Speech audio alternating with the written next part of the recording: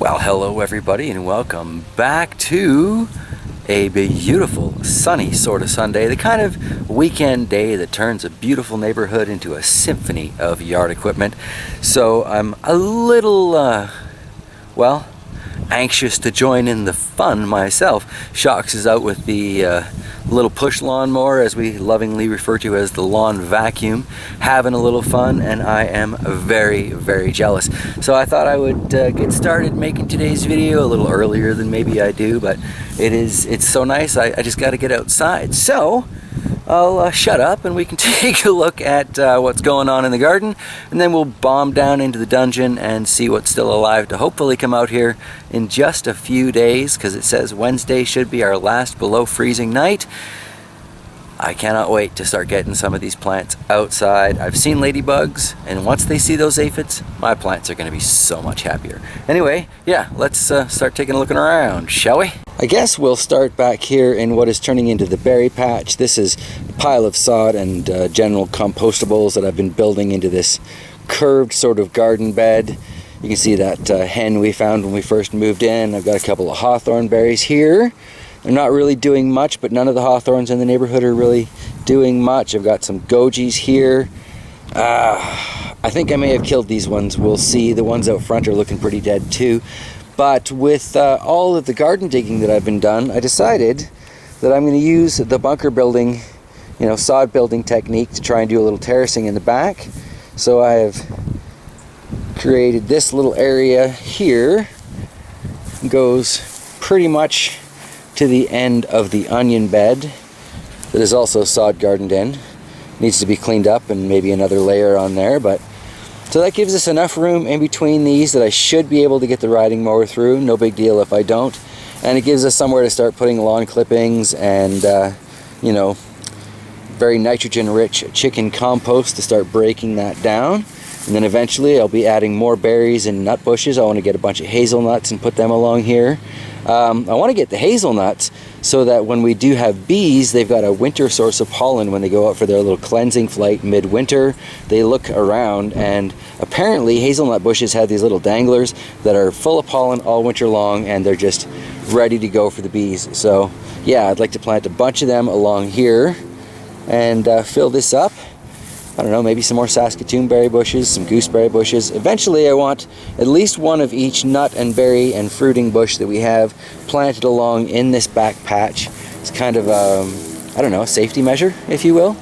But it's a cute little area, and now that we've got the sod wall kind of defining it a little bit better, I think it's really starting to take shape.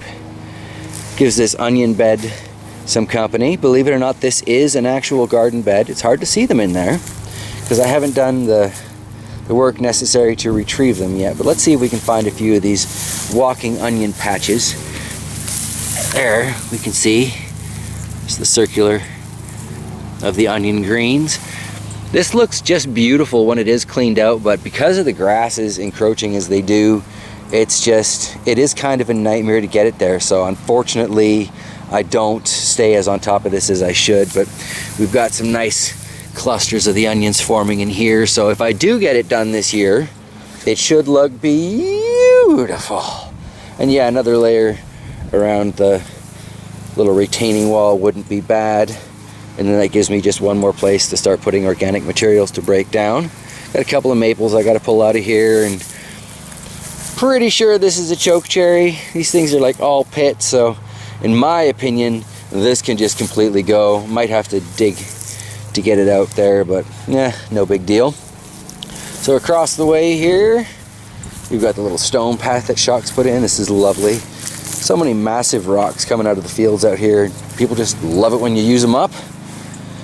So here is the first row that I was building in the Chaos Garden. If you can see, there are some rock lines creating different spaces. Back here I've put some large seeded sunflowers.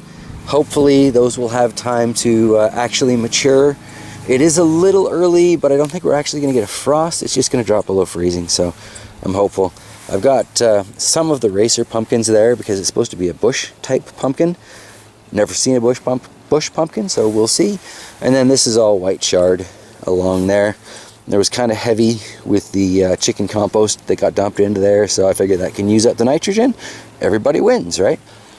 Strawberries are looking a little bit better. We get down into the base, we can see new growth coming up in there. New growth coming up in there.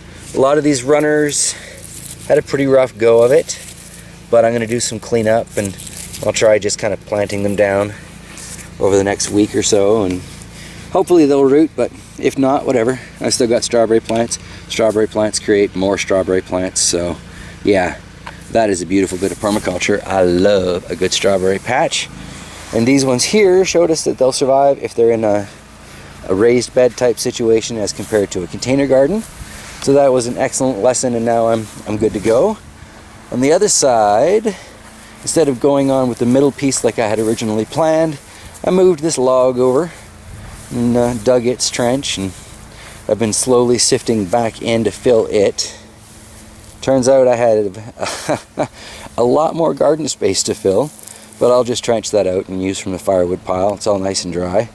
The log was surprisingly dry, so not too bad as far as just kind of, I don't know if you've ever seen the Highland Games, but picking it up and tossing it across the yard and then picking it up and tossing it some more. And got it here without too much body damage, we'll say. And yeah, I still have to do all of this in the Chaos Garden, but that's why this is the Chaos Garden, because it's pretty chaotic most of the time. Dug this in to about 1 foot deep, screened it out, got a wide collection of very interesting rocks, and then Shocks and I did like 5 or 6 rows, mostly carrots, but the one in the middle is radishes. There are radishes sprinkled in amongst all the carrot rows because apparently they sprout sooner and it helps loosen the soil and everything. I don't think it's going to be that much of an issue because, you know, like I said, we sifted down to about 1 foot. So, yes, hopefully we'll get a really nice bit of growth coming up here. I don't know, radishes say 28 days, so it shouldn't be that long, right? They should be sprouting by next week, in theory, unless we totally botched it, but we'll see, we'll see. While we're still looking at the dug-in gardens, I have made some progress joining this larger piece now. This is going to be the corn garden, as it turns out, and we're going to do the rows kind of north-southish, because this is the way the wind blows. So the theory is if it blows through the rows, it'll do less damage than if it's blowing against a row. So here's to hope on that one. And then I am pleased to share with you the fact that I thought the rhubarb had rotted out completely, but as it turns out, it was just bunkered in nice and deep. So the rhubarb is alive and doing quite well. Super excited about that. So, and then since this area here that I was going to do the peppers in has kind of become the corn patch, because I got to get the corn seeds into the ground before I can really even bring the peppers out, what we're going to do is where the tomato grove was, and I've got all my individual holes, I'm just going to connect the dots until I have enough of the garden patch dug out that I can put the peppers in here. It should get a pretty decent course of sun throughout the day, because the sun is very high in the sky for our summertime. So I'm hoping this will be a productive area. These last 3 or 4 rows of the tomatoes, if I recall, did the best, so clearly they got the most sun. And yeah, maybe we'll actually get a decent harvest out of all of those habaneros that I got going upstairs. But I guess next thing we should see is downstairs. Alright, well, how small town awesome is that? We just finished cutting down a bunch of the carragana bushes, which are totally useless in my opinion. And the neighbor across the way, he's doing some yard work. Some of the tools you heard would have been him. And he's like, hey, do you want me to load up your bushes here and take them to the dump since I'm heading with my load already? It's like, yeah, sure, that'd be awesome. It's not like we can pull a trailer behind that little Ford we've got right now. So talk about awesome timing. So we're going to hook him up with probably a dozen or so eggs, because they got a full family over in that house. And yeah, that's great. I love small town living, I tell you.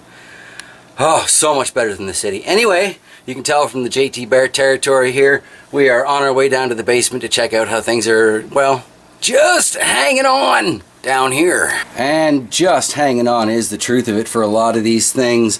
This parsley's not doing well. I'm just going to transplant this whole thing as a tomato out into the garden and not worry about it again. No new deaths. This is the same one from last week. It's no longer with us. But you can see the aphid situation is still pretty ugly. That said, we've still gotten some nice growth on a few of these since they've been transplanted out of those shot glass cups. So I mean, if there was ever any doubt, this should take care of it. Root space makes all the difference in the world, so yeah. Not sure those little tiny cups were as clever as perhaps I thought. But I cannot wait to get these things outside. The ladybugs and all the other predatory insects are just going to love this little buffet. And these pepper plants, I think, will be much, much healthier for it. So, yeah, there's that. And then there's that. I was whacking away at all the runners on the spider plants in the studio. And it turns out I've probably got, oh, I don't know, I'm going to guess at least 50 new plants that I've got to transplant out of that. But that's okay, it gives me something to do with all the dead soil from the various plants that didn't make it throughout the year. And aphids and spider plants, I never see aphids on the spider plants, so I'm really not worried about reusing soil for that. Started to make some progress getting rid of the dead ones from here and cleaning things up. There's a lot to be done, but I've got a lot of renos in mind for the basement this year. I really want to change some things around. Mouse melon needs to get moved back under the light. It's not too happy right now. But put it in a smaller bucket and probably going to take it out like this so that any excess rainwater just goes into the bucket, and this does get some sort of a wicking situation going on, I almost want to say. I don't have any cloth strips in the bottom of it or anything, but the roots will eventually grow down. I've seen it time and time again, so I'm not too worried about that. But again, I do want to make sure that we're done with the below freezing nights before I put this out. These leaves are just so papery and tender, you know. The aquaponic pump. I guess we'll go there next. So up here we've got, of course, the mint forest doing quite well. This little tomato plant, growing in that tiny cup, has itty bitty tomato on it. So I'm sure they will be quite happy to get transplanted outside soon. I don't think this plant survived, but that's the one I already ate a tomato from, so not too bad. Actually, I guess that and the indigo rose, I had one from there too. So yeah, in both situations, not too bad. 2 out of 3 can get transplanted outside, so great. I'm going to bury them deep into the soil. They're going to look tiny, but it'll give them a lot more room to build up root mass, so that'll be fine. Here's this sage is doing great now that it's like straight under the light. The tricolor sage has really grown up, but it's struggling because it's underneath this seedling tray, right? You can see I didn't water this quite well enough, so I don't know if my sunflower start is going to make it. All these cabbages look pretty much ready to go outside though. That's excellent. They can deal with colder nights, so hopefully if I get some more gardening done today, that will include putting these guys out. These are also cabbages, but nowhere near as many of them, nor are they as pretty looking. And then we've got all the tomato starts that did survive, and it kind of looks like the little critter has found his way up here, because that one looks bit off there, and that looks dug up there. Not terribly thrilled. So part of my basement renos that I want to get done over the course of this actual outdoor grow season is I want to get things away from the walls and places where the critters can, well, hop onto it so easily. Let's look down at the fish tank here. Some of the mint that I took out of that plugged one I just kind of threw over in the corner, and it looks like it's actually doing pretty well. Seems pretty content.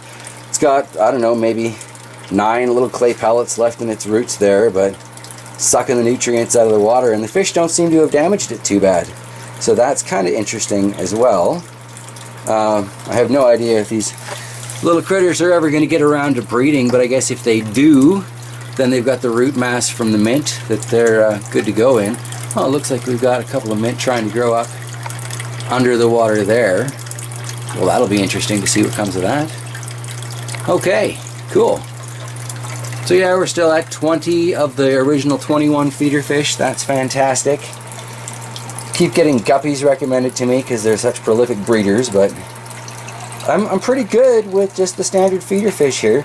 Next time I go into Brandon, I might stop down at the pet warehouse there and pick up some more feeders, but then they need to be quarantined in their own tank for a couple of weeks and the whole, you know, deal.